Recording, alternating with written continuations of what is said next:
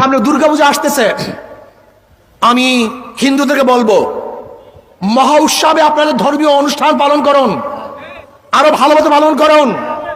আওয়ামী লীগের আমলে যখন পালন করতে না পারছেন, তার চেয়ে আনন্দের সাথে আপনার ধর্মীয় অনুষ্ঠান পালন করবেন। যদি প্রয়োজন হয় আমরা আপনাদেরকে ছায়ার মতো রাখবো, আপনাদেরকে আমরা সাহায্য করব, সহযোগিতা করব। কোন অবস্থাতেই মুসলমান কোন ধর্মীয় প্রতিষ্ঠানের উপরে, কোন মন্দিরের উপরে আক্রমণ করতে পারে না। আমি চাই বাংলাদেশে আগামীতে হিন্দুদের ধর্মীয় উৎসব পালিত হবে, যেখানে সমস্ত মুসলমান সজাগ থাকবে যেন কেউ কোনো অবস্থাতেই তাদের উপরে আক্রমণ করতে না পারে। কিন্তু মনে রাখতে হবে ধর্মীয় অনুষ্ঠান হিন্দুদের, উৎসব কিন্তু সবার না। যাদের ধর্ম, যাদের উৎসব